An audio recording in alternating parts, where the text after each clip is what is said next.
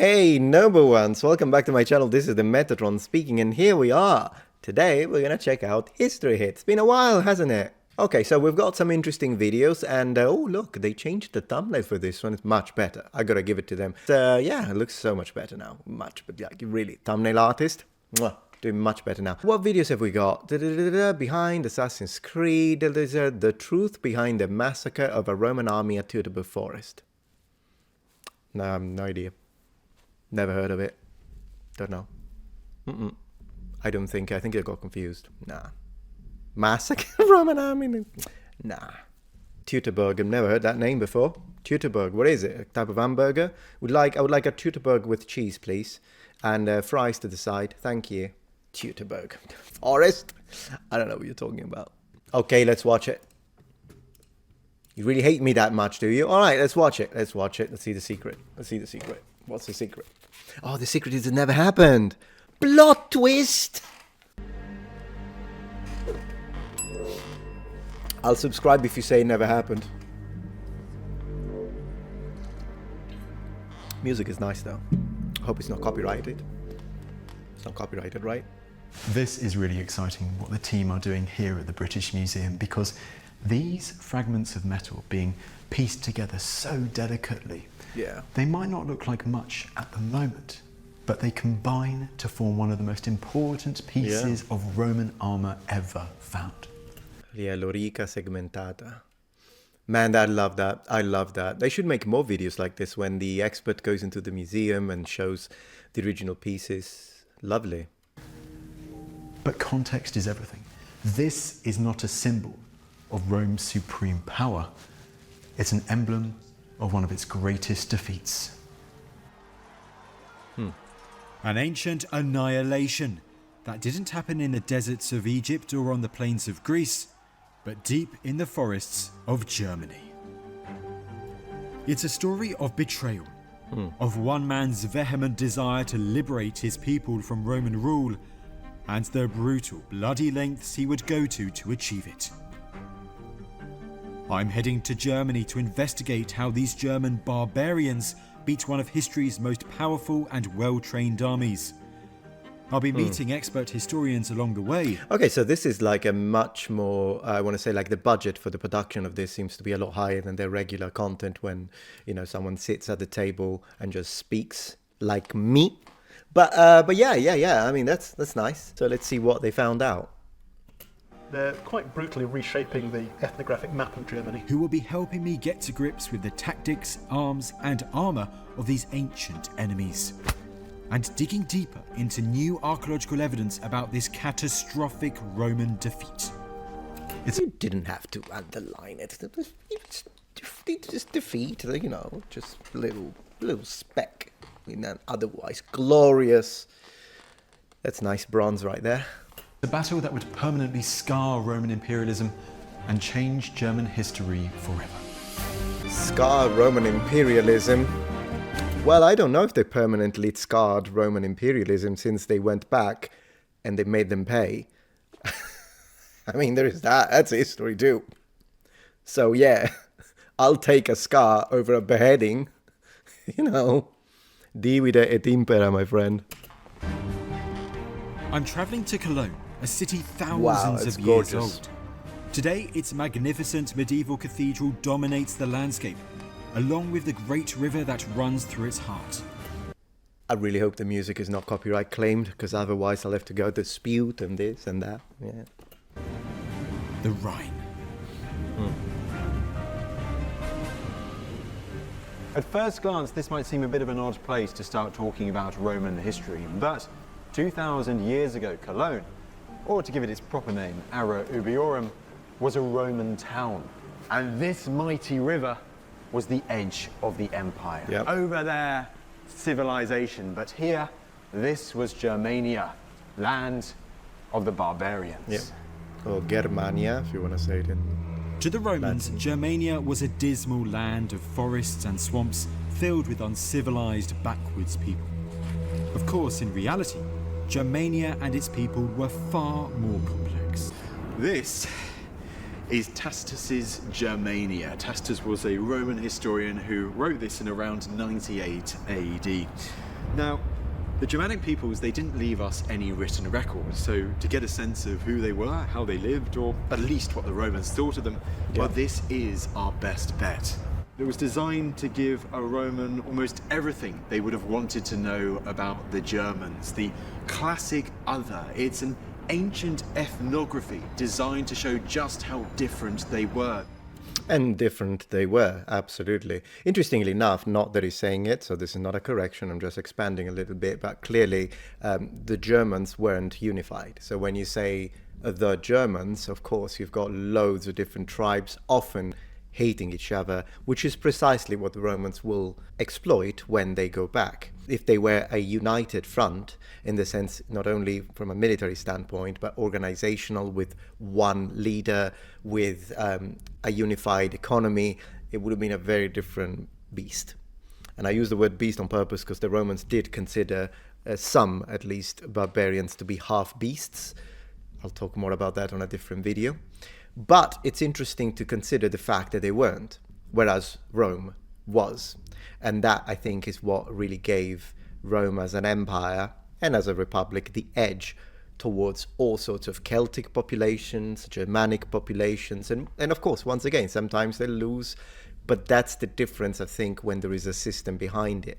That if you lose as an empire, if you lose as a republic, you can rebuild and go back. You can re-recruit and go back. And we have a fantastic representation of this in the Second Punic War. I mean, those sort of catastrophic defeats, such as the one at Cannae, I hate that word, it's one of those things that if you didn't have a backbone, economic, strategic, tactical, logistical, military, cultural, you couldn't get back from that. You'd be destroyed, conquered, and subdued.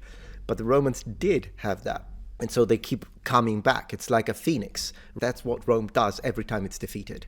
And that is the difference when you instead have a defeat from a tribe or even a union of tribes sometimes. Yeah, if they win, great. But the moment they suffer a catastrophic defeat, usually that's the end. And that's when they get subdued because they do not have the ability nor the resources necessary to be able to spring back up and put up a fight again. At that point, as it happened with Julius Caesar in Gaul during the De Bello Gallico, as it happened in all sorts, even against Boudica in Britain, yeah, she got a few victories, but eventually, because the Romans keep coming back. That's how they defeated Hannibal. Barca was, of course, the genius of Scipio Africanus, but it's also what's behind it to kind of support and spring back, which is what the Romans did. These barbarians, a horrible word used by Greeks and Romans to denigrate other people as uncivilized and inferior human beings. This includes physical, albeit rather stereotypical, descriptions. He mentions how the Germans, they have blue eyes, they have reddish hair and large bodies. Yep. White, very pale skin. He also gives us an insight into the world that they lived in, and the climate, at least according to him, wasn't up to much. It was cold, wet, windy, dotted with forests and swamps. That sounds... But he also talks about their different forms of government, the tens of different tribes that existed, their various customs. And the one thing that they cherished above all else, freedom. Here is the thing, though, that I disagree with you. I know I'm pausing quite a bit now, but this is a focal point. So his point is the Romans were denigrating in considering other people as inferior. The Romans absolutely considered themselves to be the masters of the world, and they considered themselves to be superior to pretty much everyone that they came in contact with. Now, keep in mind that particularly in period, this was typical of a bit everyone. Like if you had asked a Germanic man, what do you think about the Romans? Yeah, you wouldn't have got like, oh no, the Romans are really nice people and we respect them as our equals. Yeah, good luck with that in classical antiquity. But even if we remove this perspective, the way he's framing it here appears to me modernist because it makes it sound, oh, the Romans consider barbarians inherently inferior. The Romans don't. That would be a xenophobic, perhaps even racist sentiment. But the classifications the Romans have when it comes to addressing another people and considering them inferior, even half beasts, if we are to believe Pliny, is not based on their genetics, is not based on their immutable factors, phenotypic trait, for instance. It's based on their civic state. So a people that is inferior Once they join the system, once they gain citizenship, they're not inferior anymore. Now they're fellow Romans. And they even lose the connotation of being half beasts. Now they're fully human. Therefore, it is an immutable, as it would be, and again, I'm not sure that that's his position. I may be adding, I'm fully aware of this. It's important to contextualize that for the Romans, yeah, you're an inferior half beast if you're a barbarian, but once you enter the system and you become a citizen, you're not anymore. That changed. But you can go back to it if you rebel. It's fluid, which makes it extremely different. You're inferior, but not a priori. Keeping in mind, of course, that there is variety in this, because when we say the Romans, then lots of people will have different opinions, and there will be some Romans that will perhaps be xenophobic, or they might dislike or distrust someone because they look different. So, phenotypic trait will play a role. You would be inferior a priori if you were to ask a German in the 1940s. Now, Sorry. but in the late 1st century BC, that highly cherished Germanic freedom, well, it would be put to the ultimate test. Yep. By 12 BC, the Roman Empire under the Emperor Augustus was expanding. The tentacles of the empire spread across modern-day Egypt, France, and the fringes of Germany. Major German cities like Mainz, Bonn, and Cologne all have their roots in this Roman expansion. Absolutely. The Romans and Germans were no strangers to each other. In fact, they'd been exchanging blows for roughly 100 years. Julius Caesar had marched his armies across the Rhine on 2 occasions to briefly campaign in Germania.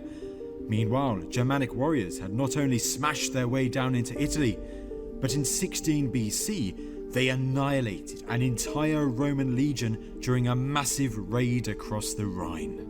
And so, with a volatile enemy at their border and a thirst for further expansion, well, the Romans decided that enough was enough.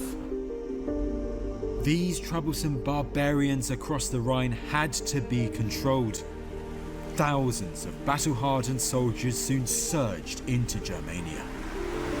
Now, of course, the Romans didn't have the luxury of great roads to take them from the safety of civilization west of the Rhine into enemy lands. So The Romans didn't have roads that take them from civilized to enemy. That's exactly what they did. They built roads everywhere. I'm a little confused with that. Maybe I'm missing the context. instead of immediately marching through dense forests and Oh, he means unknown in there. territory, Okay. they kept close to the highways of their day, rivers. Right.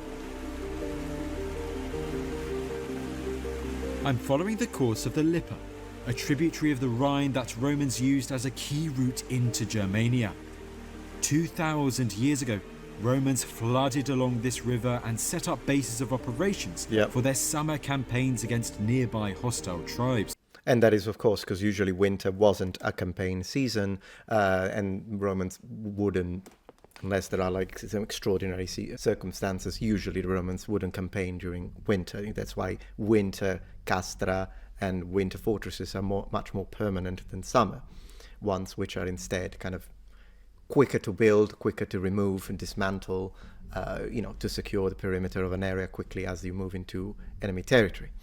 One thing that kind of struck to me, and I kind of want to address it again, when he was talking about how of a stereotypical image of the barbarian it was to consider them with blue eyes, with reddish hair.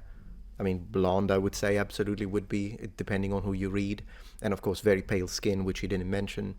It is stereotypical, but then again, how much phenotypic variety do you think there was in Germania in the first century? So you would occasionally have seen people that weren't from those local areas initially, but there was a certain continuity. I mean, I don't think it's that weird to use what the majority look like as a classifier when you are telling the Romans what the average barbarian looked like.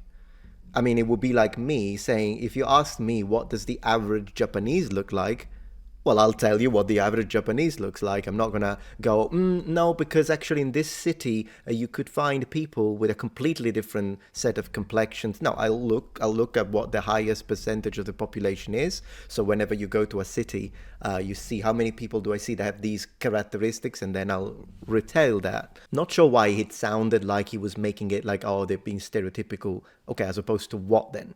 What would you think is a appropriate description of a Germanic man from the period? I'm heading to the site of one of these bases, at Houghton am See, or as the Romans knew it, Aliso, where I'm meeting historian Dr. Matthew Nichols. Good, very nice. Let's see. Matt, first of all, it's cold, it's wet, it's windy. This is almost the picture we have of Germania from Roman writers. Yeah, it sounds like they were right. Yeah, writers like Tacitus and Dio love dwelling on how dank and dripping and wet and miserable it is here, and today that's true. For them, the Mediterranean is the ideal climate, Rome is the centre of Italy, Italy's the centre of the world. So how do the Romans go about conducting these early campaigns? Interestingly enough, though, even from their perspective, which of course is skewed because they will be very biased in favour of their own culture, as everyone is, it's interesting to say that indeed, as someone who was brought up in the Mediterranean specifically, it is quite mild. So if you compare it to Africa, it doesn't get that hot. And if you compare it to the north, it doesn't get that cold. So it is balanced, as the Romans say. It's correct. Now they add, and that's why we are the masters of the world. I mean, I get that one we may want to discuss, but the description of a moderate climate in comparison to the north and the south, it checks out. It's into Germania. So the great Rhine River running north-south is a sort of boundary for the Roman Empire from the 50s BC. Absolutely. So from about 12 BC onwards, Drusus and then a series of other Roman generals conduct raids and campaigns in this area. At first, short, sharp, punitive raids. Lovely. That turns into a campaign of conquest, and they push eastwards to the Weser and the Elbe rivers, trying to take this area as a Roman province. And how does this fort fit into it? Is this kind of a forward base, something like that? Yeah, so this fort, maybe it's called Aliso, starts life as a summer camp, a temporary camp with an earthwork boundary that the Romans used to occupy on their way east on a campaign. Man, I love reenactors. Look at that. Look at that. So they're wearing brass helmets. They're very nice. Hamata, so the male, all of this is wooden. Oh my gosh, I gotta spend a night or two here. I would love to reenact this. Wow, that is incredible. Yeah, never mind Hollywood. Reenactors every day. I need a drink. Okay, hit me with the knowledge. In summer, but then it becomes a permanent fort. It gets a timber palisade around it, permanent buildings on the inside, and it becomes a really important supply base. This is a really important network point in that map. When we're looking at these early campaigns, their interactions with the locals, is it just military, point of a spear kind of tactics? Well, the early encounters are short and sharp, and they tend to be pretty violent, and the Romans are very quick to put down resistance, and to do that in an exemplary sort of way, because they don't want raids or resistance. Yeah. But over time, they try to settle the locals and get them into what they see as the civilized modes of living in towns, paying their tax, acting as farmers.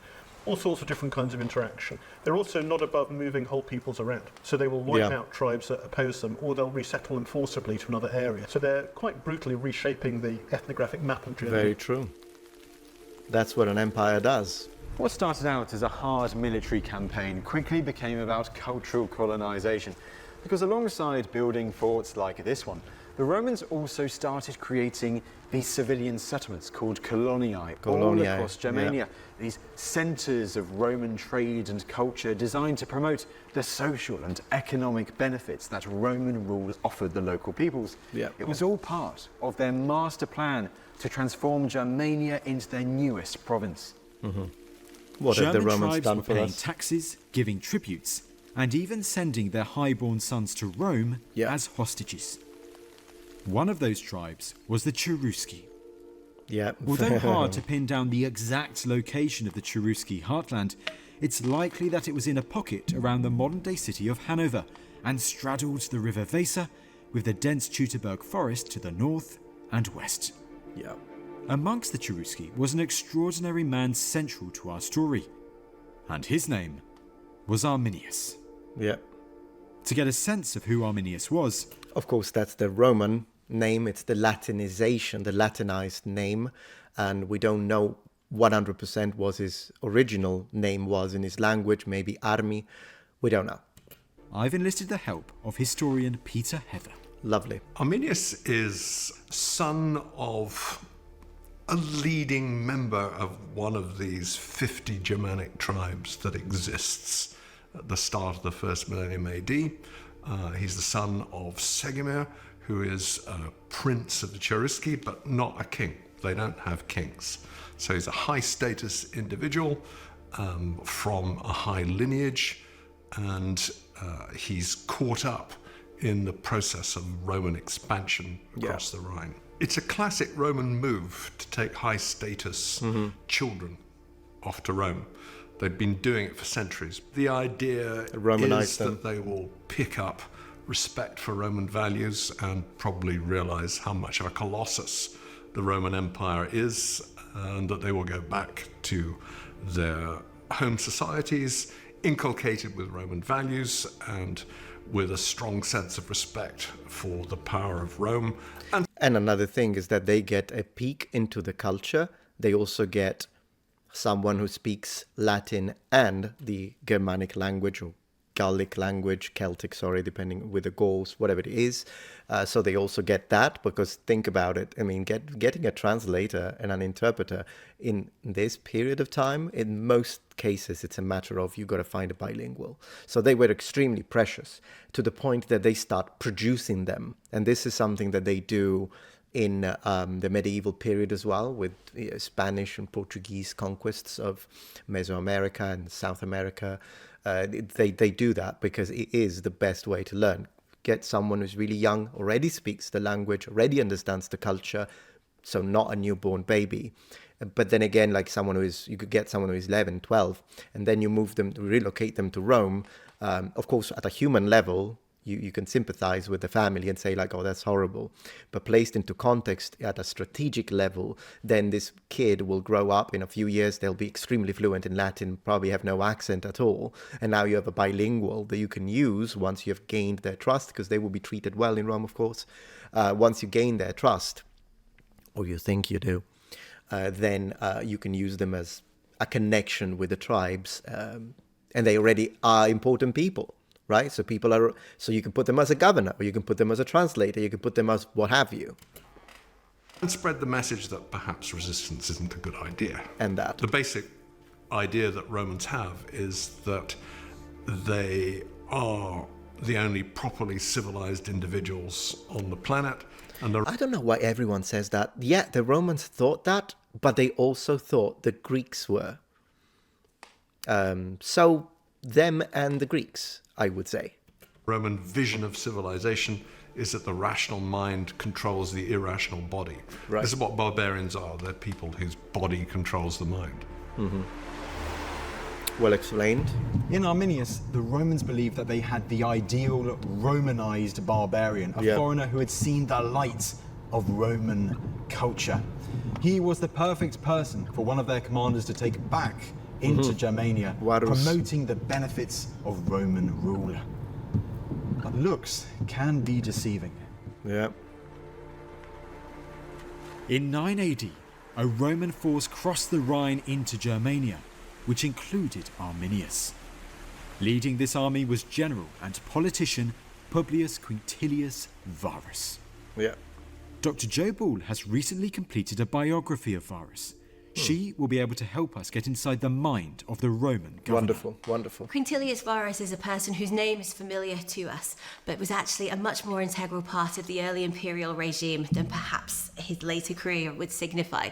He's a great politician, administrator, a military commander, somebody who serves Augustan interests both in Africa, in Syria, as well as in Germany, and somebody who becomes a significant part at the heart of the imperial regime. I think when he's appointed to Germany, it's quite a difficult time for the Roman world. So he's appointed to Germany in AD 7, I think as a safe pair of hands to look after the Rhine frontier and the fledgling province of Germania.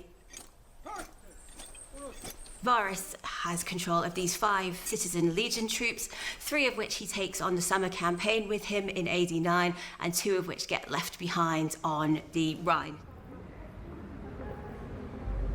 I need to make an episode on the actual numbers of legions, forces, military divided by citizen troops. and auxiliary troops and actually look at the raw numbers at the peak of Roman forces, maybe under Octavianus Augustus, and then we look at the numbers and we justify them with the sources. That would be a really fun one. I'm going to start working on that soon. Legionaries were highly efficient, trained killers, equipped with some of the most iconic arms and armour that we associate with Romans today. I don't know why he had to say killers. Soldiers. They're soldiers. But amongst the ranks of these I mean, soldiers, I wonder, yeah, there we go. I wonder if you call current, since you're from Britain, I wonder if you call your current military, your soldiers now in the UK, do you call them trained killers? I wonder. there were some carrying a new piece of equipment that would prove revolutionary. So here it is in its final form, lorica segmentata, banded or segmented armour.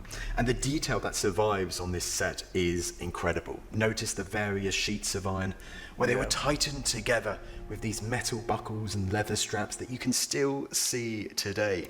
The reason why he said metal, because of course the iron bands are metal too, it's iron. But the reason why he said metal for the hooks and for the connectors here, buckles, is because that's something that archaeologists and historians do, and it drives me mad to a point that I actually had to make a rant episode 3 years ago called Copper Alloy Rant. You should totally check it out. But yeah, the idea is that this is most likely bronze, maybe brass. In a few sections, it could be pure copper. For instance, in my replica of my lorica segmentata, and by the way, if you want to say it in Latin, in English it's fine to say lorica segmentata, like he does. You're speaking English, nothing wrong with that. But if you're curious for the actual pronunciation in Latin, classical Latin, you would need to lengthen both vowels according to, of course, phonemic vowel length, and it would become lorica segmentata. So, segmentata, the I is long, and O and E are both long, lorica, rather than lorica. My replica of my lorica segmentata actually uses both. I have brass and pure copper in there for the buckles and hinges, but because it's difficult to tell exactly what type of alloy it is unless you run tests, then oftentimes they just say copper alloy, which drives me nuts. But at least he didn't. He only said metal. But just to contextualize, it's either brass or bronze, or orichalcum possibly.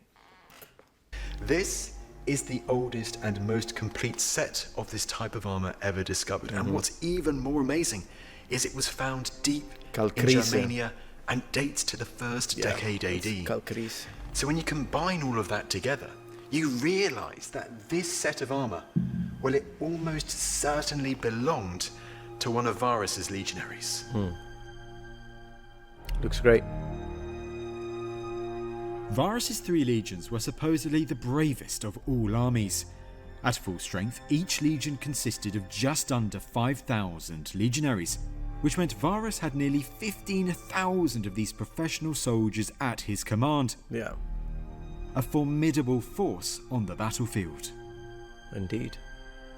Supporting these legionaries were roughly 5,000 non-Roman allied soldiers, auxiliaries. They could be archers, slingers, cavalrymen supporting infantry, equipped with armour different to the segmentata, chainmail for instance. These auxiliaries came from all across the Roman Empire. From the segmentata, comma, and then he said chainmail. Yeah, there would be, of course, hamata, which is a non-period term that we use to describe it. But some legionaries also had hamata, so segmentata is absolutely an incredible type of armor, and it is my favorite when it comes to all types of available sets of armor to the Romans. With that being said, plenty of soldiers still wore hamata, even when segmentata was deployed. One of the great characteristics of segmentata is its excellent resistance against projectiles, for instance, and piercing in general. Hamata also is good with that, but it is my opinion that this was developed specifically when fighting against some types of forces and enemies in the east, including the Scythians, maybe even the Parthians, that did use a lot of projectiles, and the Romans wanted to increase that resistance. But in Varus's army, a lot of them were Germans seeking wealth and glory. Most of these Germans were your everyday rank and file soldiers, but some of them, a few of them, Well, they were leaders, like Arminius. Rejecting the imperial system is the title here. It always feels like British productions are always trying to push like a modern... I might be wrong, but I do get that feeling in their specific choice of words. This is entirely scripted, of course.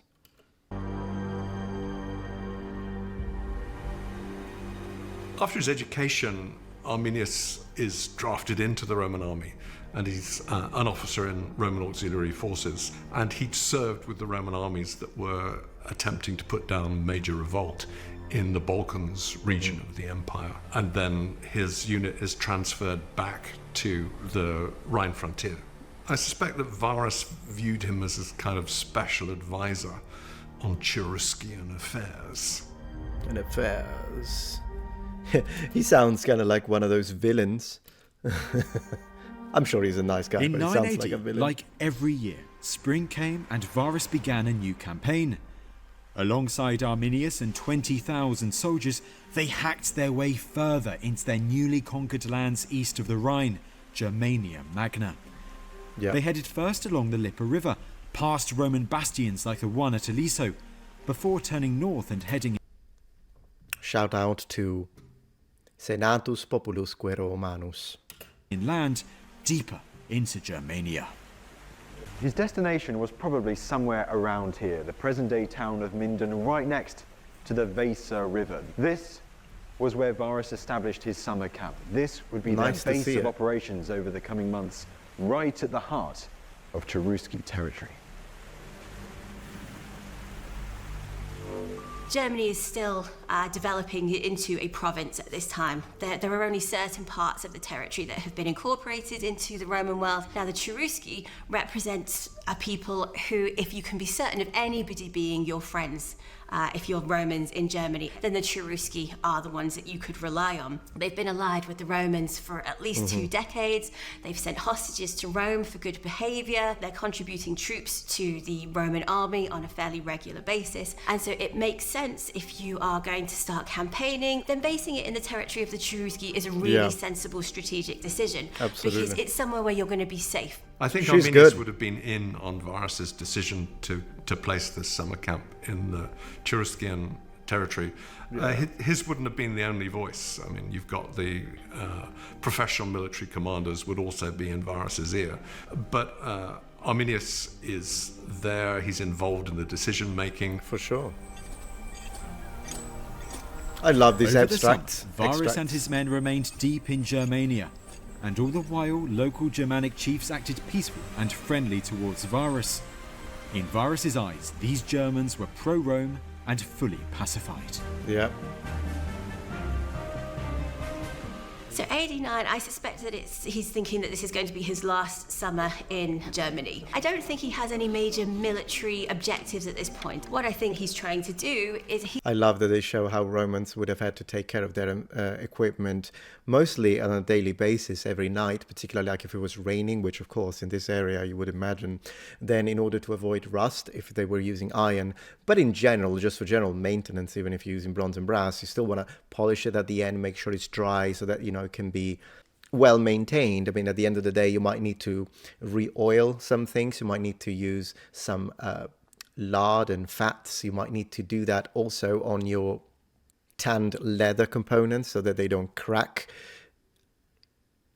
And then the maintenance of your weapons. This is a professional army, as they were correctly stating, and professionals do this, whether it be 2,000 years ago or whether it be 13 seconds ago. Professionals always take care of their equipment, because imagine if you don't and you're sloppy, and then when you need it the most, it will fail. And the durability of your equipment, which you're still paying for. I mean, at the end of the day, it's detracted from their salary and an annual base.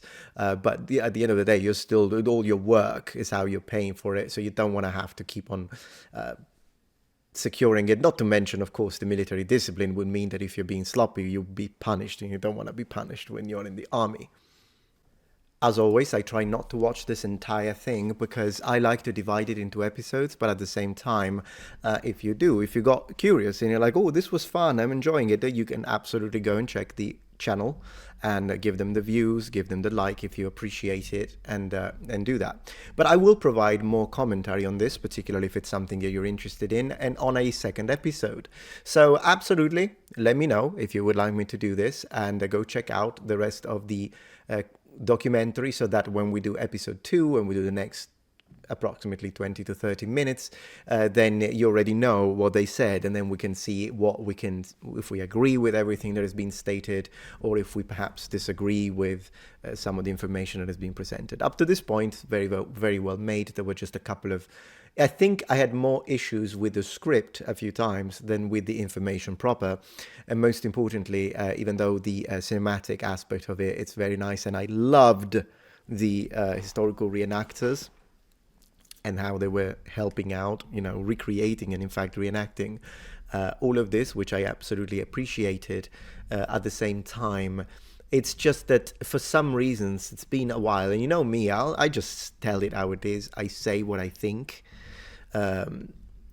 It's just I noticed that there are several British productions. As you know, I cannot stand BBC productions, and in a way I feel that even though this is not as insane as that is, you can still tell there is a little bit of influence in there, in my opinion, that there is like a message that I'm supposed to learn out of this. But again, I could be wrong, and of course you'll let me know what you think. Thank you so much for watching Number Ones. I'll see you tomorrow, and remember, the Metatron has spread his wings. Goodbye.